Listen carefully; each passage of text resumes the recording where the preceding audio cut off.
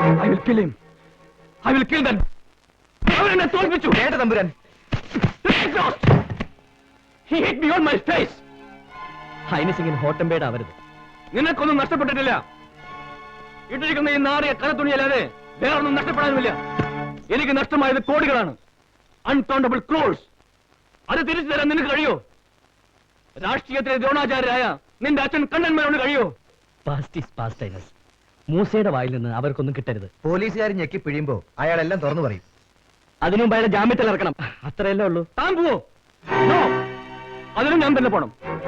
നെറ്റിയിൽ ചന്ദന കുറയുമിട്ട് ഗുരുവായൂരിലെ പ്രസാദവും തിന്ന് ഒന്നും അറിയാത്ത കുട്ടിയെ പോലെ എന്നെ കടിച്ചു തൂങ്ങി പണം പെടുന്നാൽ മാത്രമേ നിന്റെ തടി അനങ്ങൂ. അയ്യോ, അങ്ങനെ വല്ലാതെ തെറ്റിദ്ധരിച്ചിരിക്കുക. അവനെ തോൽപ്പിക്കാൻ വേണ്ടി വന്നാൽ ഇന്നിനെ തന്നെ ഞാൻ ഇല്ലാതാക്കും. ഇതുവരെ നിന്റെ സഹോദരി എന്ന കൺസിഡറേഷൻ ഞാൻ അവൾക്ക് കൊടുത്തിരുന്നു. ഇനി അത് പ്രതീക്ഷിക്കണ്ട.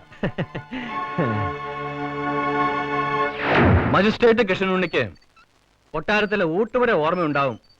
വളർന്നു വലുതായി മജിസ്ട്രേറ്റ് ആയാലും വന്ന വഴിയും ഉണ്ട ചോറിന്റെ രുചിയും മറക്കില്ല കൃഷ്ണനുണ്ണി.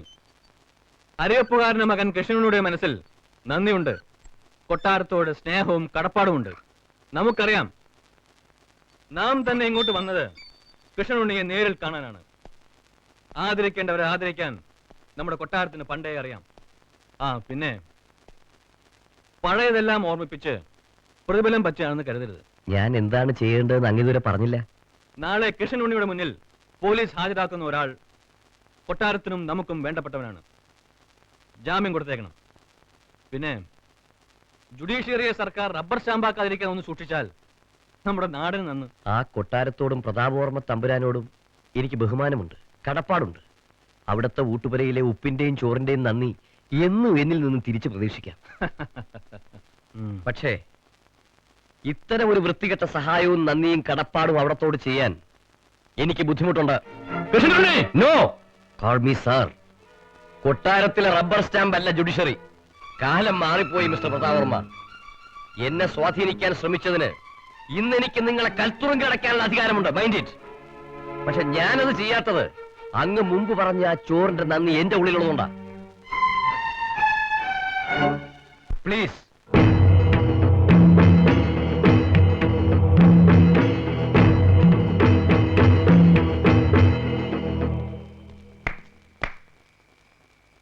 തീരെ പ്രതീക്ഷിച്ചില്ല അല്ലേ? കൊട്ടാരത്തിലെ അരിവെപ്പുകാരന്റെ മകന്റെ അടുത്തേക്ക് ഇളമുറ തമ്പുരാൻ നാണം കെട്ട് യാചിക്കാൻ എത്തുമെന്ന് എനിക്കറിയാമായിരുന്നു. അന്തഃപുരത്തിലിരുന്ന് ആനക്കൊമ്പിൽ തീർത്ത ചതുരംഗപ്പലകയിലെ കരി തട്ടുന്നത് പോലെ നിനക്ക് തട്ടിക്കളിക്കാനും വെട്ടിമാറ്റാനും ഉള്ളതല്ല ഇന്ത്യൻ ജുഡീഷ്യറി. അണ്ടർസ്റ്റാൻഡ്? സകല പ്രതാപങ്ങളും നഷ്ടപ്പെട്ട ഹിസ് ഹൈനസ് പ്രതാപവർമ്മ തമ്പുരാൻ ഇതുപോലെയുള്ള നിന്റെ ഓരോ നീക്കങ്ങളും തടയാൻ ഞാനുണ്ടാവും. 1 മിനിറ്റ്. നമ്മൾ തമ്മിൽ ഇതുവരെയുള്ള എല്ലാ ജയങ്ങളും പരാജയങ്ങളും മറന്നുകൊണ്ട് ഒരു കോംപ്രമൈസ്. അതിന് ഞാൻ എന്ത് തരണം? നിന്റെ തല. നിനക്കത് തരാൻ കഴിയില്ലെന്ന് എനിക്കറിയാം. പക്ഷെ ഞാനത് എടുക്കും. നിന്റെ ഈ റോയൽ മാസ്ക് ഞാൻ പിച്ചി ചീന്തും. അതിന്റെ പിന്നിലെ ഈ അളിഞ്ഞ മുഖം ഞാൻ ജനങ്ങൾക്ക് കാണിച്ചു കൊടുക്കും.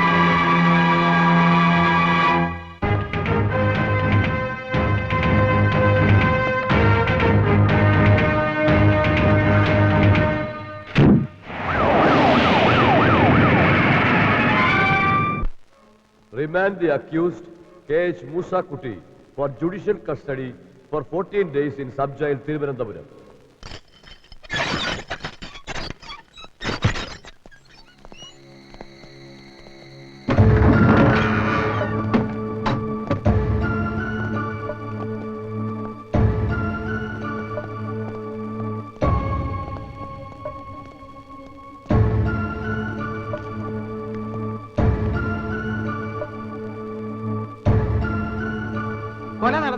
കൊലപാതകമല്ല, ആത്മഹത്യ.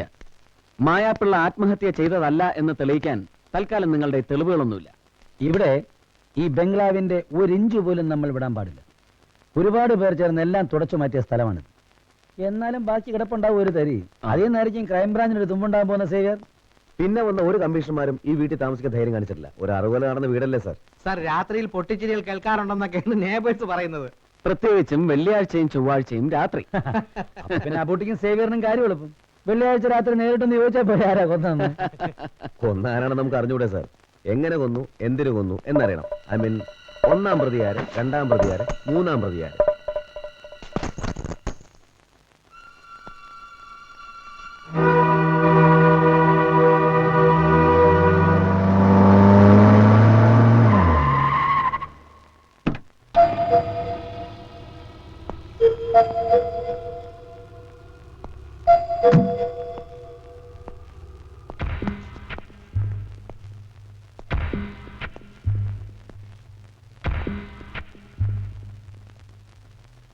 മിസ്റ്റർ പിള്ള, നിങ്ങൾ അകത്തേക്ക് വരണമെന്നില്ല. സാർ, ഞാൻ വന്നത് ലെനിൻ സെന്ററിൽ വർക്കിച്ചാൻ വിളിച്ചിരുന്നു. CM-ന്റെ ഇലക്ഷൻ പ്രോഗ്രാം 14 തീയതിയാണെന്ന് ഞാനങ്ങ് പറയുകയും ചെയ്തില്ലേച്ചോ. Chief minister election programme state പോലീസിലെ DGP ആണ് തീരുമാനിക്കുന്നത് വരുന്ന മണ്ടന്മാരൊന്നും ഞങ്ങളുടെ ലെനിൻ സെന്ററിൽ ഇല്ല. അതൊക്കെ വർക്കിച്ചാൻ നേരത്തെ പ്രോഗ്രാം ഫിക്സ് ചെയ്ത് കഴിഞ്ഞു.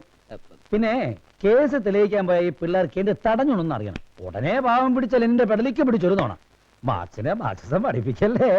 ഇവര് ഭൂതക്കണ്ണാടി വെച്ച് അരിച്ചു പെറുക്കി നോക്കിയിട്ടും ഒന്നും കിട്ടിയില്ലല്ലോ സാർ. പക്ഷെ ഞങ്ങൾക്ക് ചെറിയൊരു കച്ചിത്തുരുമ്പ് കിട്ടിയിട്ടുണ്ട്. തുരുമ്പിച്ചൊരു IPS കഷ്ടം.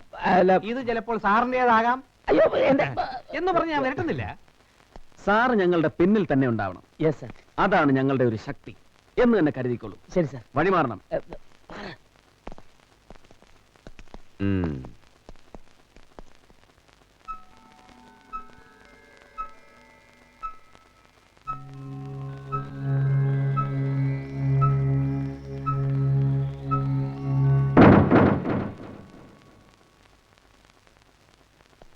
എന്തായി സേവിയർ? സാർ, കാസറ്റിൽ കണ്ട മാൽപ്രോ സിഗരറ്റിന്റെ പാക്കറ്റ് ഈ പ്രോപ്പർട്ടി ലിസ്റ്റിലില്ല. മഹസർ ഇടുന്നതിന് മുമ്പ് ആരോ അത് മാറ്റിയിരിക്കുന്നു. ഈ IPS മുദ്ര ഒരുപക്ഷെ മായാപിള്ളയുടെ യൂണിഫോമിൽ നിന്ന് തികച്ചും യാദൃശ്ചികമായി മുറിയിൽ വീണുപോയതാവാം. അല്ലെങ്കിൽ മൽപ്പിടുത്തത്തിനിടയിൽ പിള്ളയുടെ യൂണിഫോമിൽ നിന്ന് അടർന്നു വീണതാവാം.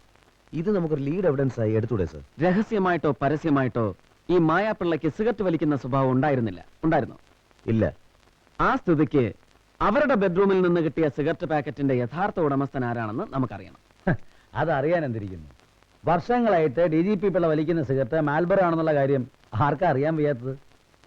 എന്റെ അഭിപ്രായത്തിൽ കമ്മീഷണർ കൊല്ലപ്പെട്ട ദിവസം പിള്ള അവരുടെ ബെഡ്റൂം വരെ കടന്നിട്ടുണ്ടാവണം. ഒരുപക്ഷെ കൊല ചെയ്ത് രക്ഷപ്പെടാനുള്ള വ്യഗ്രതയിൽ ഇത് വിട്ടുപോയിട്ടുണ്ടാവും. ഉം. പിന്നാണ് അയാൾ അതിനെപ്പറ്റി ഓർത്തത്. അതുകൊണ്ടാണ് മഹസറിൽ സിഗരറ്റ് ഉൾപ്പെടാതെ പോയത്. എങ്കിൽ പിന്നെ വീഡിയോ കാസറ്റിൽ സിഗരറ്റ് പാക്കറ്റ് എങ്ങനെ വന്നു? അയ്യോ, ആ കുട്ടി മഹസർ എഴുതുന്നതിന് മുമ്പല്ലേ വീഡിയോ കവറേ നടന്നത്. ഡിപ്പാർട്ട്മെന്റിലെ തന്റെ സ്വാധീനം ഉപയോഗിച്ച് പിള്ള ഉച്ചയ്ക്ക് 12:30 മണിക്ക് എഴുതിയ മഹസറിൽ സിഗരറ്റിന്റെ പരാമർശം വിട്ടു. പക്ഷേ രാവിലെ 7:05 നടന്ന വീഡിയോ കവറേജിൽ സിഗരറ്റ് പാക്കറ്റ് പതിഞ്ഞു കഴിഞ്ഞു. പക്ഷേ ഒരു സിഗരറ്റ് പാക്കറ്റ് വെച്ച് മാത്രം പിള്ളയെ സംശയിക്കാൻ ഒക്കില്ല. ലോകത്ത് DGP പിള്ള മാത്രമല്ല മാൾബറോ സിഗരറ്റ് വലിക്കുന്നത്. ഒരു ലൂപ്പോൾസും ഇല്ലാത്ത ഒരു സോളിഡ് എവിഡൻസ്, അതാണ് നമുക്ക് വേണ്ടത്. ഈ മായാപ്പിള്ള ഉപയോഗിച്ചിരുന്ന സാധനങ്ങളൊക്കെ അങ്ങോട്ട് മാറ്റി. അതൊക്കെ ഓർഡറിൽ സുമിത്ര പൊതിഞ്ഞു കെട്ടി മായാ സാറിന്റെ അച്ഛന്റെ വീട്ടിൽ കൊണ്ട് കൊടുത്തു എന്നാ പറഞ്ഞത്. ആദ്യം ഓർഡർലി സുമിത്ര, പിന്നെ പോസ്റ്റ്മോർട്ടം ചെയ്ത ഡോക്ടർ. ഇപ്പൊ ലഞ്ച് ബ്രേക്ക്. ജീവിച്ചിരിക്കാൻ വേണ്ടിയെങ്കിലും എന്തെങ്കിലും ഒന്ന് കഴിച്ചിട്ട് എന്റെ സഖാക്കളെ.